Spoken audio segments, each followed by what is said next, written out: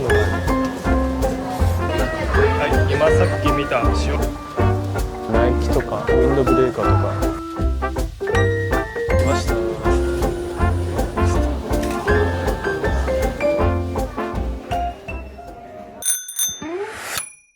はい、どうもフード場です。本日はソウルに来てるんですけど、今日は男一人旅の1日ブログをしていきたいと思います。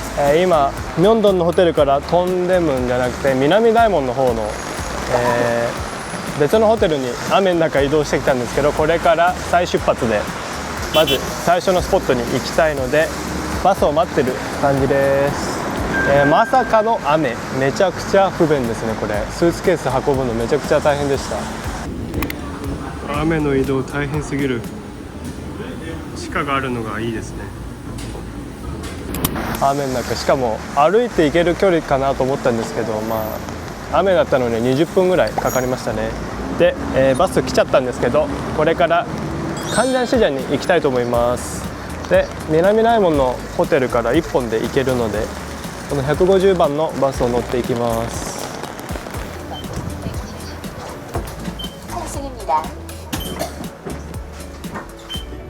無事乗れました。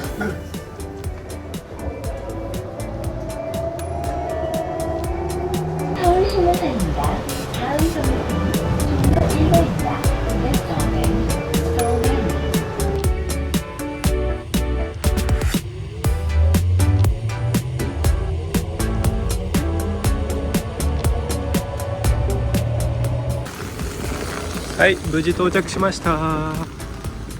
雨がすごい。人すごそう。めちゃくちゃ人がやばい。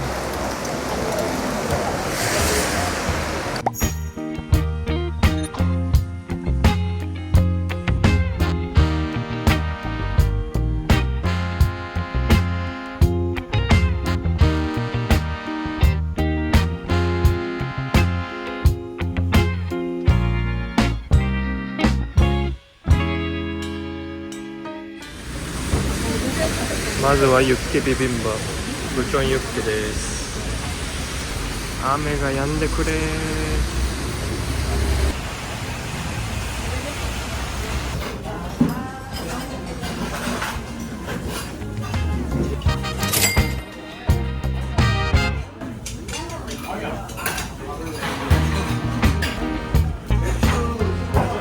来ました。めっちゃうまそう。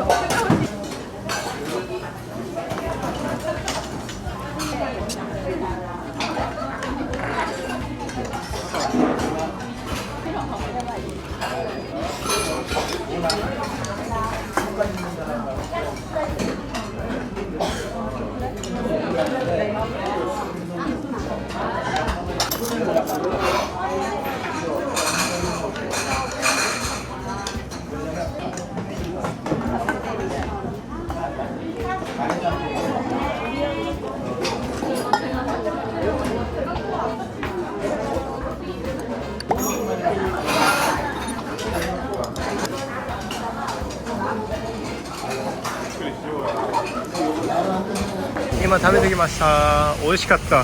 日本人の方がめちゃくちゃいたのであんま喋れなかったんですけど、本当に美味しかった。スープが今日本当今までで一番美味しいぐらい美味しかったですね。ちょっと寒いのもあるのかもしれないんです。それでは今からメインの方行って、今日はノースフェイスとかも見に行きたいと思います。アウトレットですね、裏の方にある。あとコーヒーをまだ飲んでないのでちょっとコーヒーを探しに行きます。で、ねじりドーナツはこのように並んでますね。めちゃくちゃ人がいる。うわ、雨とかもう関係ないですね。これ食べたいけどちょっと雨には並びたくないですね。どんどん人が来るわ。ちょっと入れないんだけど。やばいですね。美味しそうだけど。まあ後で戻ってきたら空いてるかもなので今は食べません。わあ、なんか道が広く感じるんだけど気のせいかな。うわ、トッポギ屋さんの隣なんかメイクアップのお店になってる。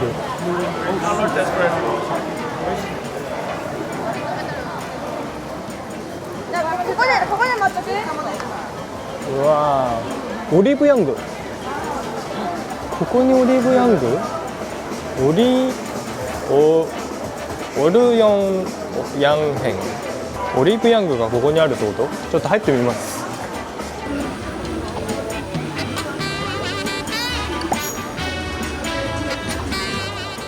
なんか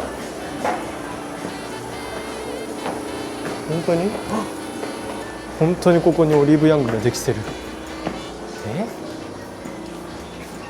なんかオリーブがメインで売ってる感じ。何なんでしょうこれ。どういうテーマなのかわからないな。オルヨンヤンヘン、オルヨンヤンヘンって何なんですよ。グリーン、すごいな。なんかスタバの次はオリーブヤングが入ってきましたね。いや、カンジャンシジャンじゃないぐらいにめちゃくちゃ綺麗。スタバより綺麗な感じがするけど。あれ、ドアなんか中入れる。うわー、なんだこれ。着れるってことかなこれは。おお、そうだ、エンジョイフリーハンボックってこれ着れるそうですね。でこっち行けばスタバにつながってる感じ。ファッションゾーンって書いてありますね。こっちはよくわかんないんですけど PDRN 売ってますね。うわー、すごっ。この中ちょっと開けてみますか。あれ、全然なんか普通のあれだね。あ、これが新しいオリーブヤングのグッズですね。マーチ。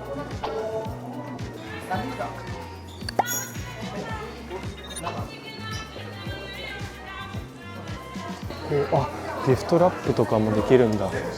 この韓国の感じのものですね。あとはこれスタンプができる、こういうのですね。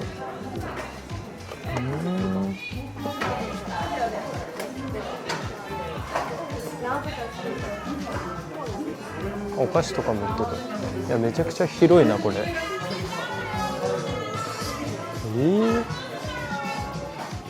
ワンフロアだけど結構広いですね。あ、これあれかな、ハンボックに似合うメイクアップとかなのかな。ミョンドンの昨日行ってみたんですけど、新しくできたあそこも結構大きかったんですよ。ここも想像以上に大きいので来るべきありですね。なんか見やすいです、こっちの方が。ワンフロアなのもあると思うんですけど、ミョンドンのは昨日行って結構見にくかったんですね、正直。でセルフレジもあります。もちろんこのスナックも売ってますね。このベーグルチップスのこのバーベキュー、これめちゃくちゃ美味しいです。アメリカのバーベキューチップスの味がする。あとトリュフも出てるのでこれも昨日買ってみましたね。アップルココナッツそぼろベーグルっていうのが、で飲み物もありますね。ここは同じかな。荷物になるので買いません。こ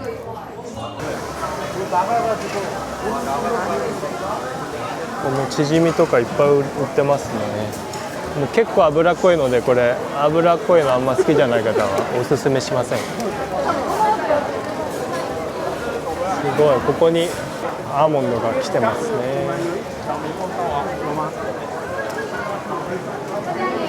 これもどこに行ってもありますね。でこっちがスタバになります。この上がスタバのシーティングですね。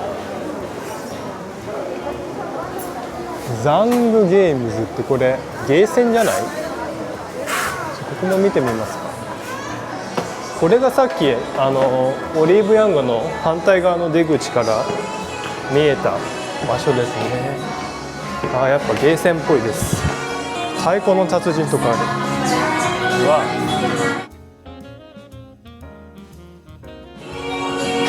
ここにトイレある。しかもここ休憩スポットいいんじゃないですか。これ動いてんのかな？ライトがついてない。ここは全部動いてないですね。ショップになってますね。ライフウォーク、フィラ、クロックスが売ってもあります。すごいんだけど。おお、スタバだ。ここに行くとスタバがあるということですね。ここがガーリックボーイですね。ガーリックボーイの隣からオリーブヤングが行けるってことだ。すごい。それにしてもこんな人がいるカンジャン市場、久しぶりに見ましたね。でここの中に行くとマティン・キムのロゴがあるってことは、ここにマティン・キムがあるのかな。あとサターもありますね。これサターって読むと最近知ったんですけど、サターもあるらしいです。フルーツ・オブ・ザ・ルーム、ここにありますね。これは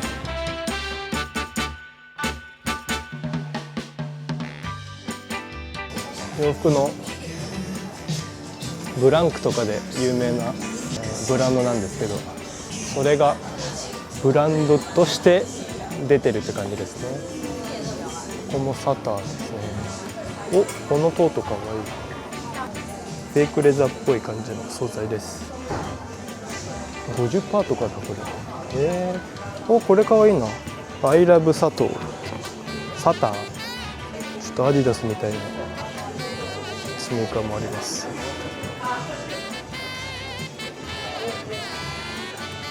結構安いですね。これはシジャンプライスなのかな。薄くてめちゃくちゃ気持ちいい。こういう、こ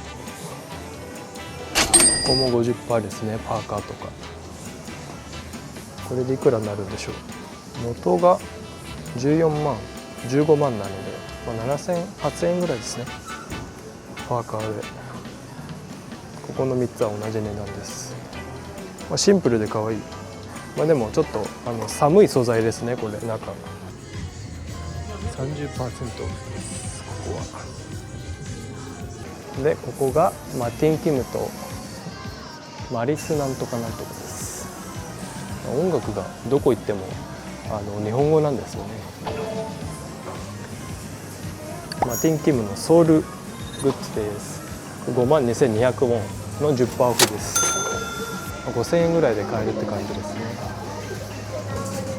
これでトートもマティン・キムのソウルエディションが出てますね。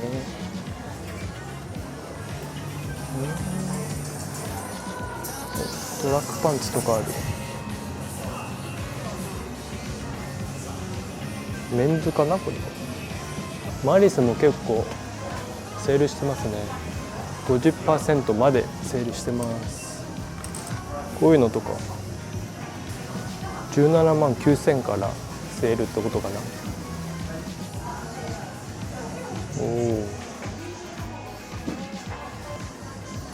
こういうタオル生地のバッグもある。これかわいいな。シンプルで。これだ。30% オフ。7万ウォンですね。はい、ではもっと先に進みます。ADLV っていうブランドも、これも見たことあるわ。ここにも入ってますね。でこっちに行くとオフビューティーが、なんかここカフェだった気がするけど、多分それが入れ替わった感じですね。ではここのオフウォークスの隣からノースフェイスに行きます。ここもイーティングスペースあるんですね。はい、ノースフェイス見てきました。ここが立ち食いキンパですね。ではノースフェイス見てきます。ノースフェイス。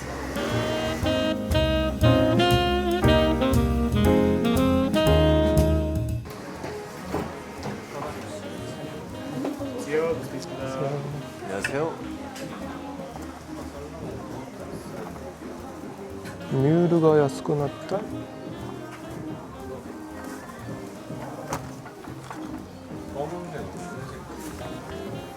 3万ウォンですね、これ。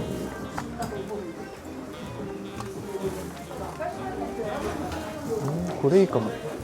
ちょっとキープかもしれ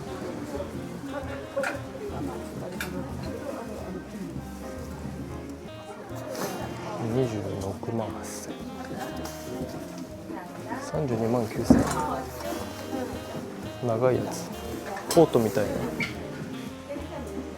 あ、虫がいる。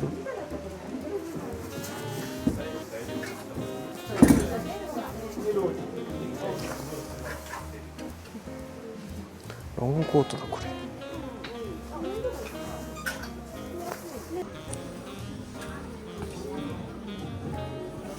これとか結構お得ですね。23万。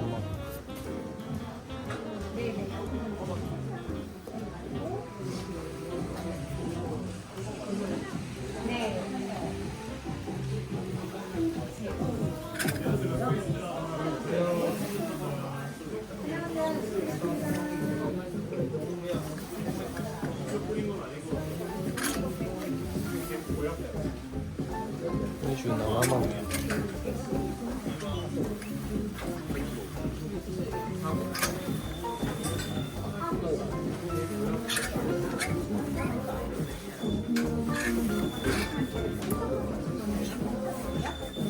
ヴィンテージショップとか。ここもヴィンテージショップ。見てみよう。リーバイスとかめっちゃある。チャンピオン、アディダス。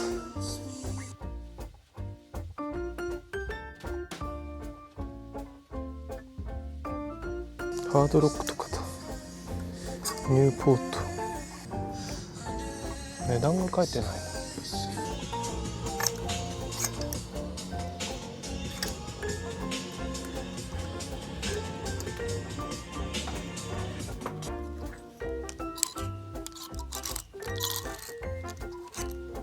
ノースフェイスとかですね。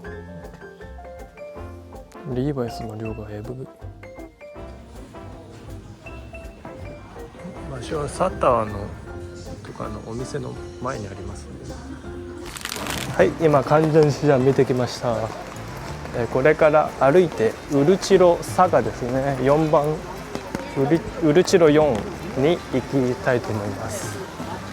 歩いて10分ぐらいかな。それで次の目的地に電車で向かいたいと思います。いや、雨全然、弱くなりませんね。結構不便だ。あら、ここにもオフビューティーがある。さっきのお店とまた別のとこがありますね、ここに。ではここをまっすぐ行きます。川なのでここ左行けばアベベベーカリーがあるはず。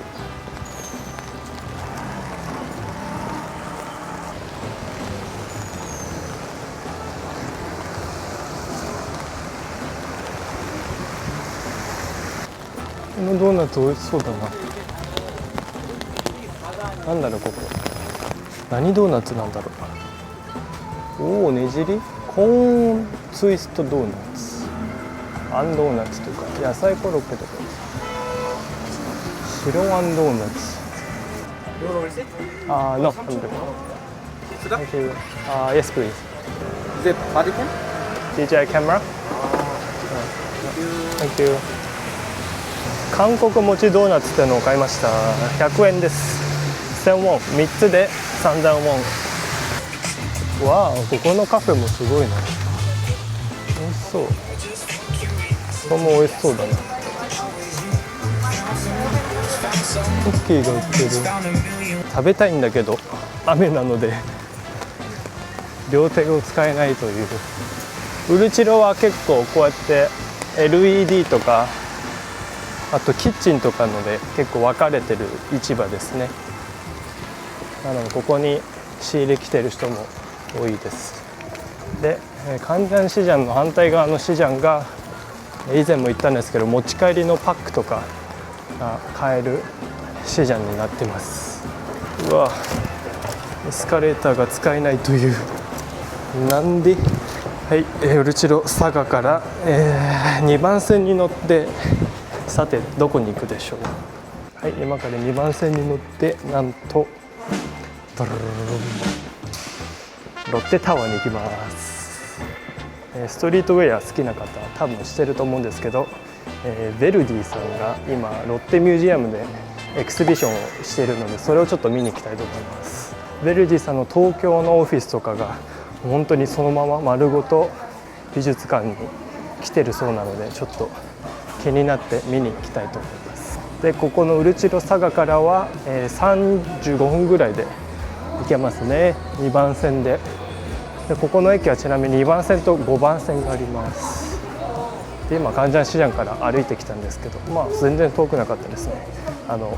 入り口がいっぱいあるので、日本と同じで地下行っちゃえば簡単に駅に入れます。それではチャムシルありますね。このソンスとか書いてある。右に行きます。ソンスチャムシルワンシムって書いてあるとこです。これですね。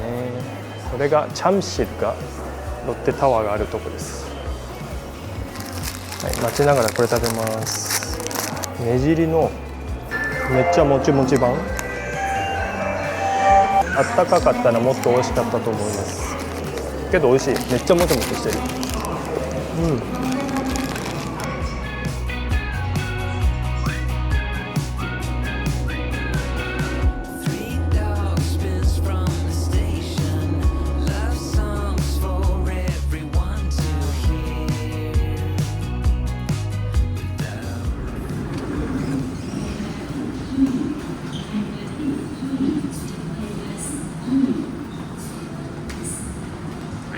無事着きました。チャムシル。もう一個前がチャムシルルロみたいな名前の駅なので、もし来る方は気をつけてください。2番線。ちなみに2番線は、ソンスを通るので、カンジャンシジャンから雨降ってなかったらソンスとか行ってもいいのかなと思います。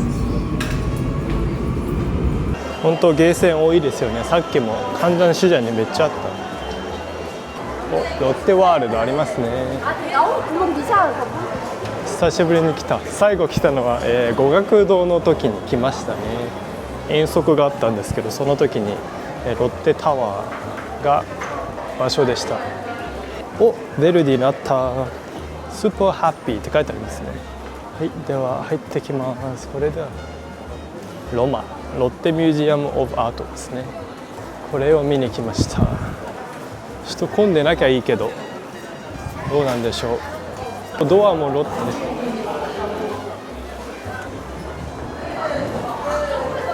アベニュー L、 これはミョンドンのアベニュー L と同じですね。シャネルとか入ってます。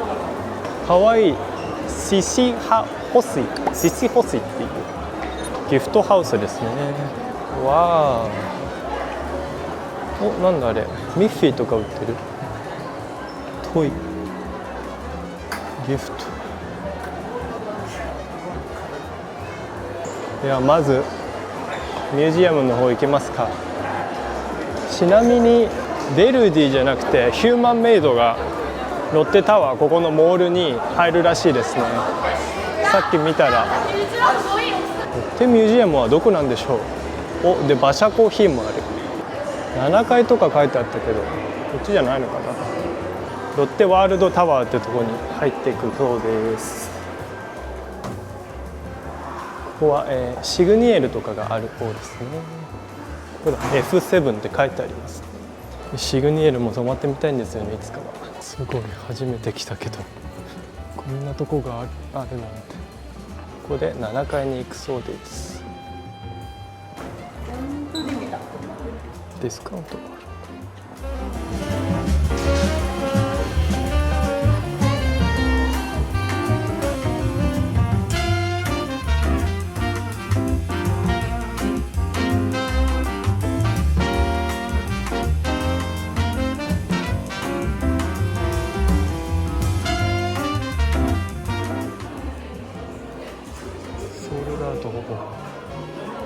全部ソールドアウトだ。はい、今そこのグッズストアで買いました。ほぼ売り切れだけどボールペンとポストカード買いました。ここノーコーピーって言って、これが売ってるんですけどこのブラウンしか売ってないので買いませんでした。でかすぎる。9万93万ウォンです。今ヴェルディの見てきました。結構思った以上に広くてびっくりでした。めちゃくちゃ良かったです。オフィス見れて本当にグー。今アベニュー L にいるんですけど、ちょっとここ見てさっきのエリアに戻ろうかなと思います。ちょっと小腹が空いたので何かを食べたいのですが、何を食べればいいのかがわからない。はい、今からカフェに行きたいんですけど、ちょっとアベニュー L で迷子です。普通の缶にどうやって行くのかがわからない。ブランド品しかないから。マッシーモドゥッテとかある。エミスありますね。カフェがどこなのかわからない。人かと思ったらマネキンだ。あれアーダーエラー。ここはおもちゃのセールストアですね。なんか日本と同じでハリーポッターショップがここにも来てますね。怖っ。めちゃめちゃリアルなんだけど怖すぎ。ラッシュとかサター This is never that 韓国ブランドが集まってますね。セブンがあって、ここカフェだね。だけど魚の中で食べるという。これはザ・ヒョンデにあるパン屋さんですね。でここハン・ジョンソンが来てる。ヨーグルト。ロッテに来たらロッテリアありますね。やっぱでかい。ポテトでも食べようかしら。で隣が無審査スタンダードですね。ゴンチャがあるけどシーティングがない。待ってよ、このブルクシーってあれじゃないっけ。そうだよね、サンタモニカで食べたやつだよね。この下行ったらロッテマートですね。フードコートとロッテマートだ。こっちに行ったらもっとフードコートがあるはずだけど、あんまりカフェとかがないな。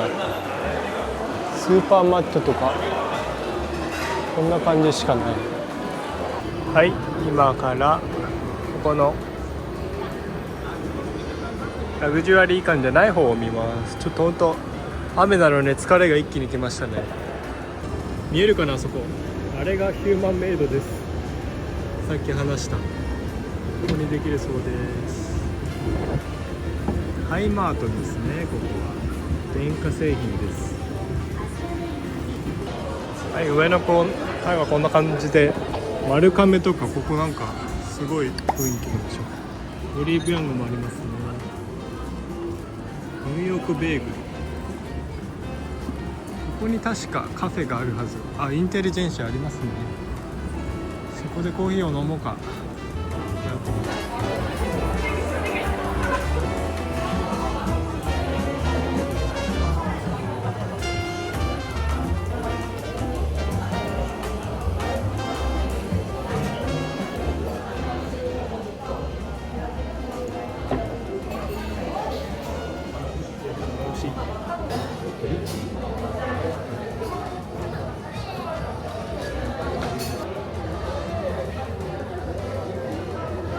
はい、4階に来ました。めちゃくちゃなんかここにカフェがあって、ブックストアですね。こっちおしゃれ。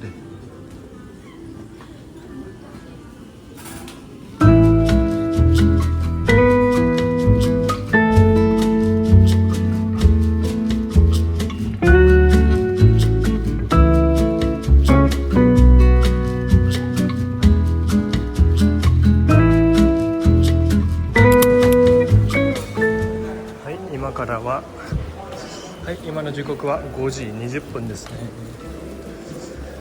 ロッテタワー見てきたんですけど、いや広すぎてここも室内とはいえ疲れますね。で今から2番線に乗って、またまたモールなんですけどコエックスに行きたいと思います。コエックスの方が美味しい、レストランとかフードコートも美味しいのでそっちに行って夜ご飯を食べたいと思います。本当は、スウィングっていう電動自転車が韓国あるんですけどそれを乗りながらハンガンとか今日行きたかったんですけど、残念ながら大雨ということでできず、プラン変更でモール巡りというかそんな感じで行ってみたいと思います。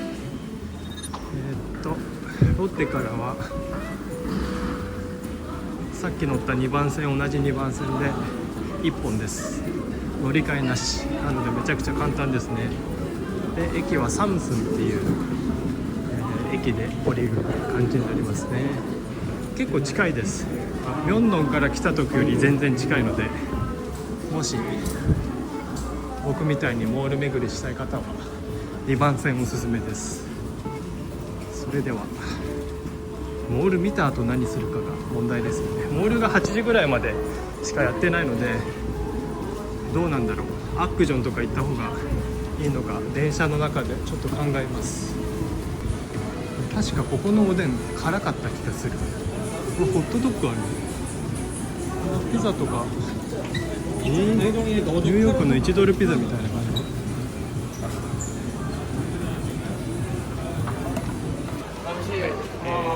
2190万サムソンチャニスルからあと4駅で着きます。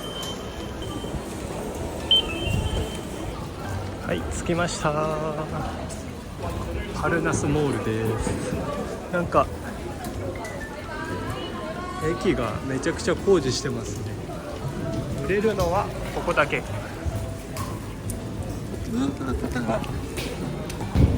さて何を食べようか。おラルフスコーヒーがここに。ここが多分オールセインツだった場所かな。ここラルフスコーヒーになってますね。空いてる。表参道のに比べたらこっちのラルフスコーヒーは空いてるイメージですね。この間表参道の行ったんですけども外も中も満席で諦めましたね。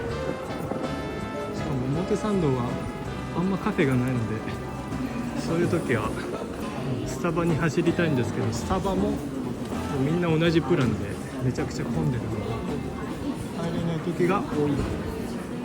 はい今スウォッチに来てるんですけど AP のコラボがここにある。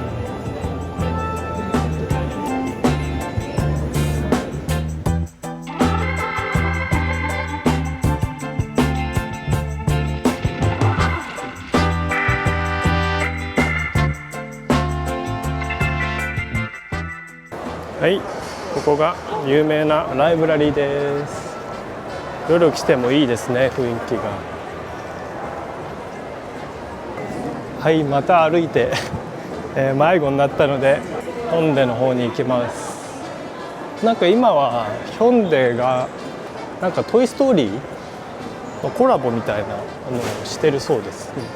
なので外から入るとトイストーリーがいるらしいですね。ウッディとかそれを見たいんですけどね。外に出ないといけないので。はい、見えてきましたヒョンデ。久しぶりですね。ここもまたここは毎回来るとポップアップが違うので来るの楽しみですね。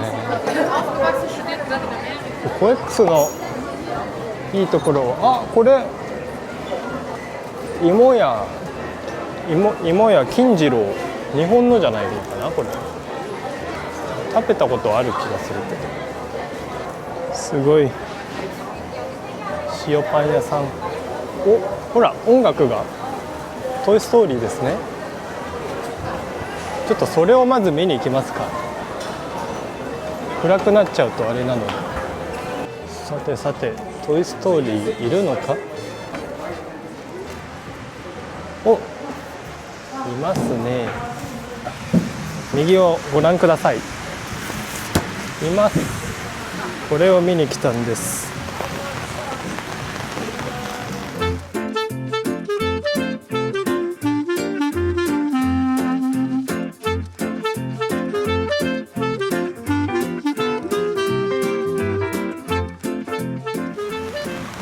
芝生の中入れるんですね。かわいい。あ、裏にもいるのかな。かわいいですね。ぐるっと一周すると、おお、宇宙人。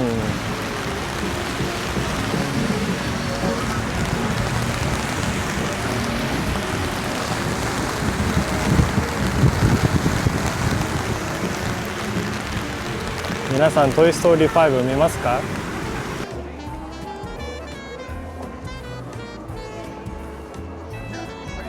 あ、これだ。閉めたら踊り始めるやつ。で、開けると、さてここで食べるか、さっきのレストランみたいなところで食べるか。このようなフードコートの方が美味しいんですよね。あとは一人鍋とかマーラータンもありますね、ここに。と回転寿司。ここなんだ。ああ、カルグクスだ、ここ。ああ、美味しそう。お、なんかガラスじゃなくなって綺麗になりましたね、ここ。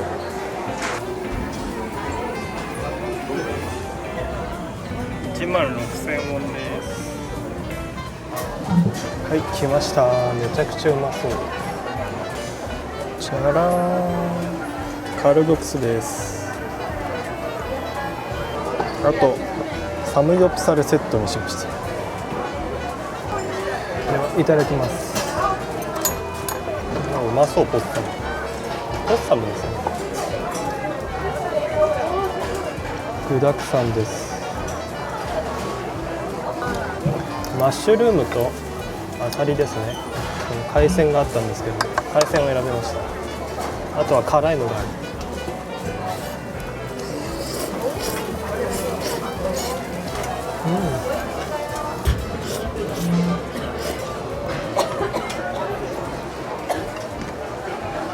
ポッサムがうまいな。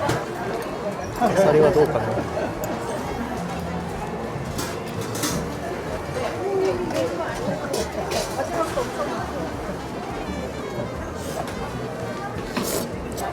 いや、このポッサムがうまいな。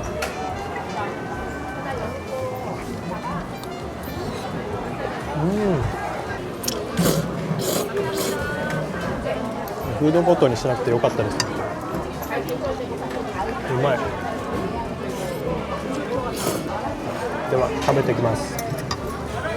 はい、完食。はい、今さっき見た塩パン屋さんに戻ってきました。ここはこのトゥッキタンっていうラーメンのフレーバーの塩パンが人気らしいです。これですね。ラーメンとこの、チョコ塩パンを買いますね。チョコクランチ塩パン、めっちゃ美味しそう。結構有名なお店らしいですね。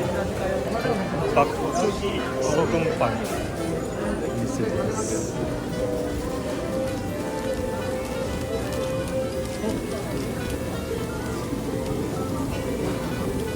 これ今流行ってるやつじゃん。はい、今、馬の最近パンがめっちゃ可愛いの流行ってると思うんですけど、それを買いました。それでは、ミョンドンの方に戻ります。いや、このトイストーリーの音楽が流れてるだけで雰囲気が全然違います。ディズニーにいるみたいな。それではホテルに帰って出直します。チェックインもまだしてないので。それでは、はい、今40分ぐらい乗って、駅はシティホールですね。韓国語ではシチョンです。シチョン駅で降りて、今からここから5分ぐらい歩いたらホテルになります。で出口は7番出口が一番近いらしいです。かわいい。いや足がもう疲れましたね。これからミョンドンに行く予定なんですけど、ゴンジャが飲みたくてちょっと休憩したいな。いや雨の中ミョンドンはどんな感じなんだろうと思ってずっと考えてたんですよね。みんな傘さして屋台でしょ。そしたらもうごちゃごちゃだなと思ってちょっと今作戦を考えてます。遠いな7番出口って駅やん。出口かと思ったら全然違った。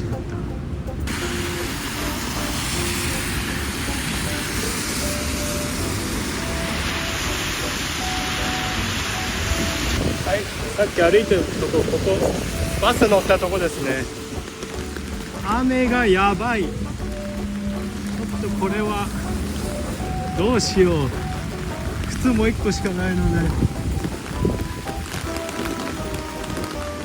わ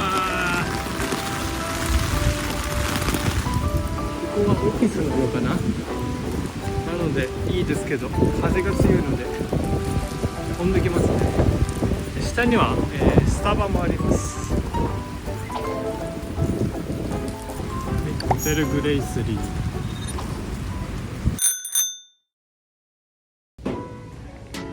ビーチにはレストランがあるんですね。コリアンレストラン。はい、今夜の9時です。今から、夜のミョンドンに出直します。1時間ぐらいホテルでゆっくりしましたね。ちょっと小腹が空いたので何かを食べたいんです。ここは飲み屋とかが多いんですね。多分オフィス街、銀行とかいっぱいあるので、その人たちが多分仕事終わって飲んでる感じにだと思います。でも夜は寒いですね。雨と一緒に。でもなんか雨はさっきよりかは弱くなった気がするけど、ちなみにホテルの下、シーユーがありましたね。すごい雨 ASMR みたいな感じだ。1個ホテルグレイスリーの難点は、ちょっとミョンドンに遊びに行きたい方はちょっと不便かもしれないですね。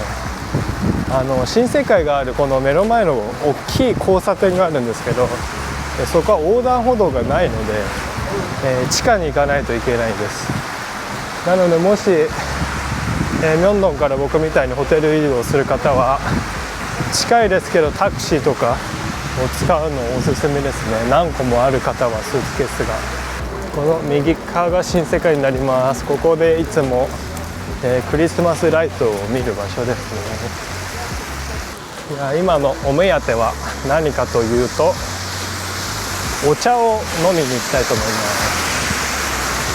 す。新しくカンナムにできたチャジーっていうお茶屋さんがあるんですけど、あれみたいなブランド、なんかパンダの中国のお茶屋さんがあるんですけど、そこを今からちょっと頼みに行きたいと思います。もう9時なのでやってるかわかんないんですけど、まあダメ元で行ってみます。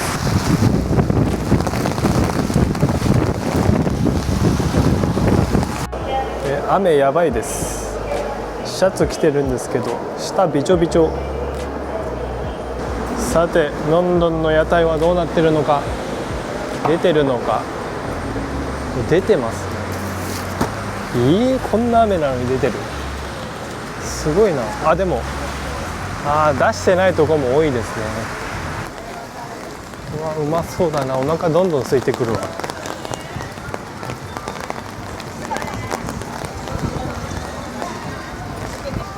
審査キックスもやってますね。ちょっと見てみようかな。審査キックスは段ボールみんな引いてるけど、もうぐちょぐちょや。そう、こんな感じですね。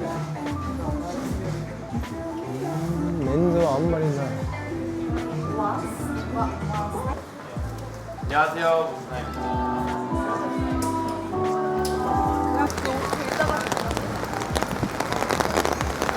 あ、でも出てる屋台少ないですね、さすがに。お茶屋さんがどこだったか忘れちゃったな。パンダを探せ。お茶屋さんの前にここの、ルートミョンドンビンホールセージヴィンテージってとこ行きます。ここですね。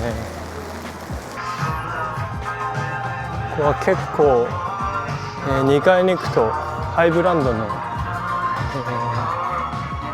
ユーズドものが結構ありますね。ちなみに靴ゴールデングース5万5千7万5千ですね。これ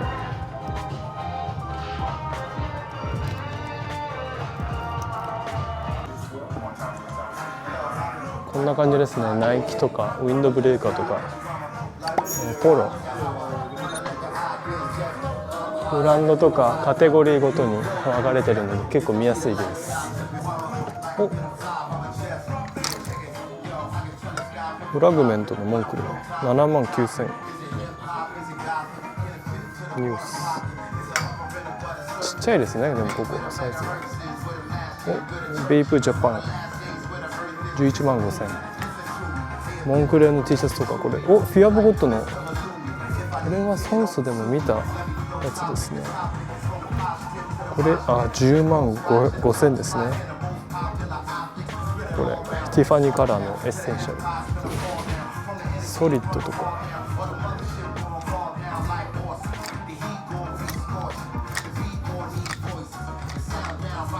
一世とかある。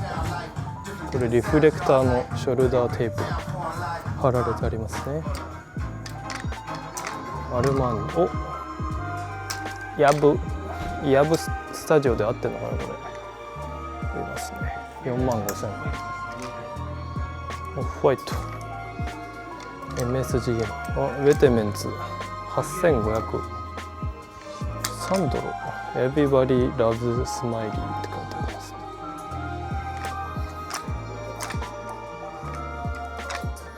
ストーンアイランドのポロシャツ5万9千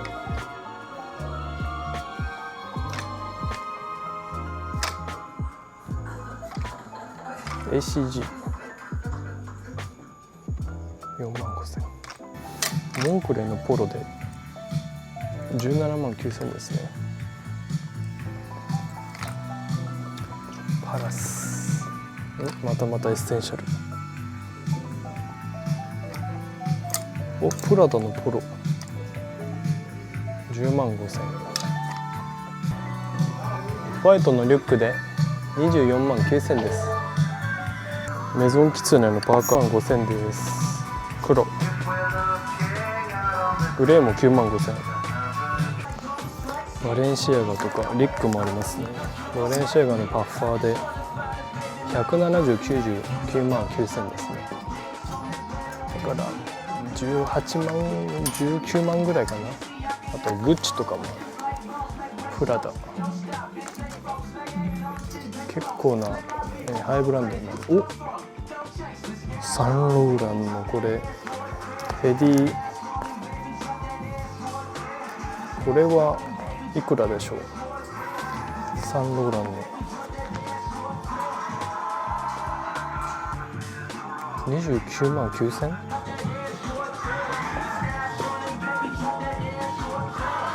クロムハーツもある。ハイエンド T シャツ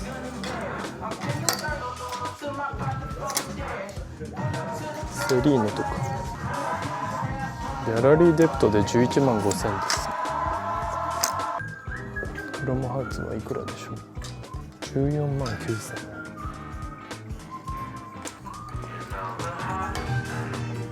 はい、お次ここバルバルヴィンテージって見えると思うんですけど、ここも、前にカロスキルとかにも今もあると思うんですけどある古着のチェーンですね。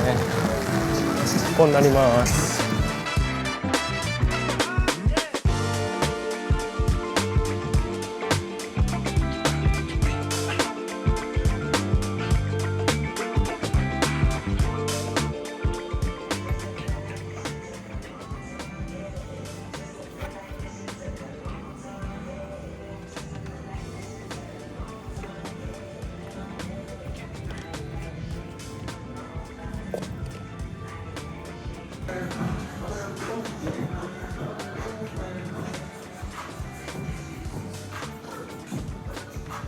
構広いですね。ここもポロとか、カルロス・ヒルの店舗はめちゃくちゃポロの種類が多いです。ギャルソンのレインコート、アークテレックスもある。ちっちゃいですね、でもサイズが。靴もある。これキスだ。キスのスニーカー45万。ルニーとクラークスですね。ルニーフレグっていうキスそのものも、創業者です。ルニーさん。その人とクラークスのコラボですね。でアクロニウムのプレストとかある。これで10万7000ウォンです。ストゥーシーもありますね。ストゥーシーのこのパンツかわいい。オーベイだ、オーベイ。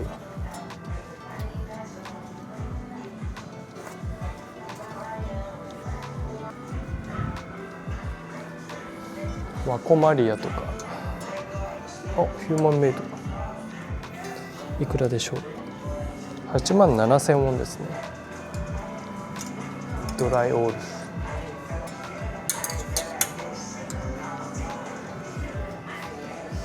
パター5万7000。トラックショープ。ネイバーフットとかですね。ニードルズとか。パッキングオーサムも。アイスクリームもありますね。97万。 CP カンパニーのニット帽。アクニは14万7000。今の行ったところよりかはやっぱ値段つけられてますね。こちらの多分、ブランド本物、正規品を扱ってるので、さっきあったのいくらでしょう。こっち6万3000円。こっちの方が綺麗ですね。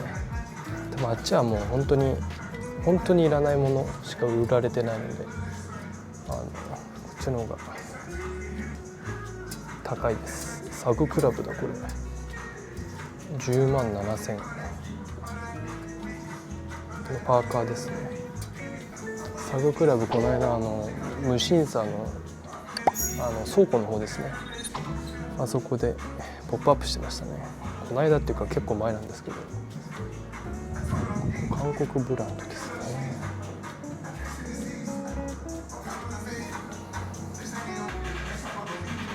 三原康弘ですね。ストーンアイランドのスウェットで14万7000円。一世とかもあります。バレンシアガ。帽子でいくらでしょう。20万7000円。掘り出し物あるのは多分今言った方ですね。下もある。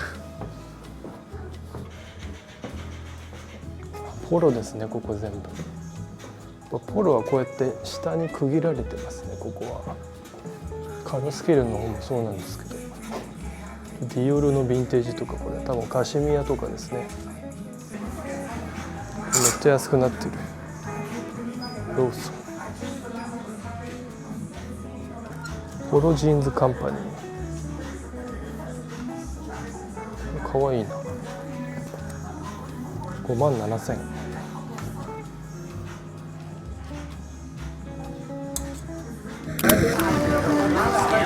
なんか結局古着巡りになっちゃってる。もう1店舗フォックスヴィンテージっていうお店があるんですけど、そこはもう多分終わっちゃう感じなので行けません。一応インサドンの方のインサドンだっけな、ジョンロなんとかの方の駅の方にあります。お茶屋さんまだやってる。ここですね。パンダのとこ入ります。こんな感じですね。ベストセラーは何だろう。ハンドメイドブラウンシュガーパール、ウーロンフレッシュ、シグネチャータロボールミルクティー。これにタロボール、シグネチャータロボールミルクティー。タロボールミルクティーゲット。はい、無事ゲットしました。もうゲットしたので帰ります。お腹空いてるけどコンビニかなんかで食べます。これでこっからさっきの場所にホテルに戻るの大変ですね。男一人旅デイ2です。今ホテルから、なんとカンハムンの方に歩いてますね。あそこにキョボのキョが見えると思うんですけど、あそこに向かってます。で今、オフィス街なのでめちゃくちゃオフィスの人たちがランチ食べに出てきてます。それを今気づいた。で今から行く、カンハムンもめちゃくちゃオフィス街なので多分食べれるかわからないですね。 SFC だっけな IFC だったっけなっていうなんとかファイナンシャルセンターっていう場所があるんですけど、SFC ですね。あそこに見えるソウルファイナンシャルセンター、あそこの下に結構フードコートみたいな感じでいろんなレストランとかチェーンのお店とかも入ってるので、そこに向かってます。なんとアメリカでいうチポーレがあると思うんですけど、チポーレの韓国バージョンもありますね。ブリトとか売ってます。ここはシチョンですね。シティホール、昨日の夜ここで降りましたね。よく考えてみたら自分初めてのシチョンかもしれない。中にライブラリーがあるらしいですね。ソウル図書館って書いてある。みんなそこで休んでるけど、ちょっとコーヒーとお腹が空いたので後で休みます。はい、 SFC 着きました。ここですね。ソウルファイナンシャルセンターです。でなんか目の前でフリーマーケットみたいな、なんか表参道のバイブスがある子供の城のとこ、ここの地下に行きます。上はファイナンシャルセンターなので、ちょっとキハンウンヘン、韓国で有名な銀行とかですね。あと花とかも有名な韓国の代表する会社は全部ここに、あります。はい、目的地はあそこの、プレッパーズってとこです。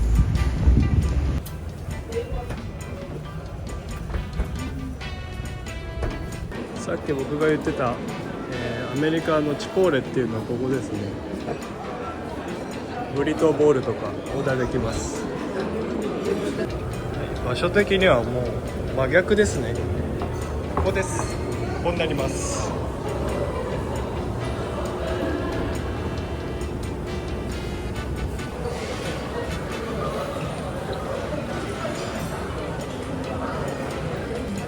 パスタとかもある。チキンタリヤキダブルですね。はい、プレッパーズ来ました。ステーキわさび醤油です。はい、見えないと思いますがめちゃくちゃ人がいます。ランチの時間がずれてるから多分こんな感じです。うまそう。まずそのまま結構なお肉の量ですね。でライスにしました。あとパスタもあります。でなんか野菜みたいのもあっ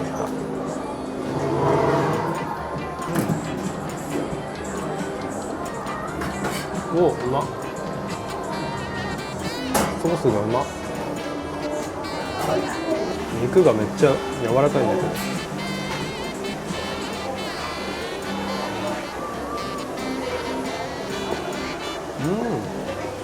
香ばしい。う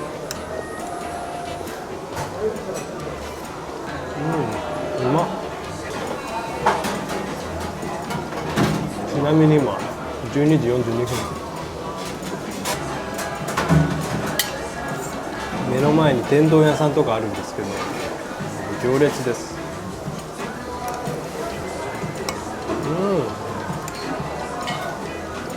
このお肉の量値段いいですね。これで14,500ウォンなんで14,900ウォンですね。では食べてきます。韓国はヘルシーフードが結構多いのでいいですよね。チポーレとかももうすぐできるらしいですね、カンナムに。はい、まさかの SFC 出たら雨が降ってきてた。最悪。降りますよね、やっぱ。でそこにティム・オートンがあるのでちょっとそこで、コーヒー買います。ティム・オートンはカナダのコーヒーショップです。カナダのスタバみたいだけどスタバよりかは安いですね。あとドーナツが有名です。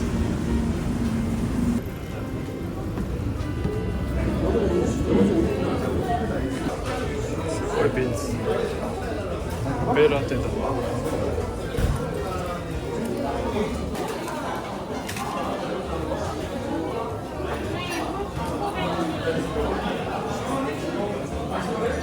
はい、ゲットしました。完全にコーヒーを出すの忘れましたね。よもぎとインジョルミですね。韓国のきな粉のドーナツが出てたのでその、ティムビッツと2つとメープルディップ買いました。ここプラザホテルかな、ザ・プラザって書いてある。ちょっとどっかで食べたいんだけど雨がどんどん強くなってきてるので食べずにホテルに戻ろうかしら。ここがウェスティンなんですね。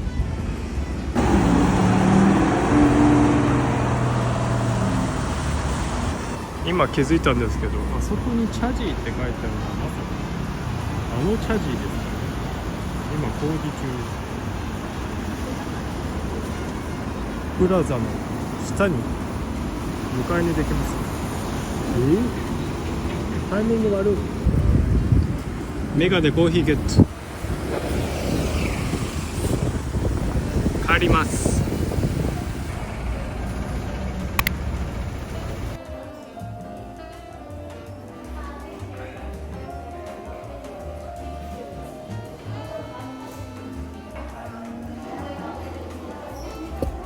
今ホテルチェックアウトっていうか荷物ゲットしてバスで1本でソウル駅に向かいます。1711番ですね。これでソウル駅に1本で行きます。ソウル駅1本だね。もう次の駅です。それではこんな感じで今回の一人旅ブログ終わりたいと思います。この動画がいいねと思ったらチャンネル登録といいねよろしくお願いします。それではまたバイバイ。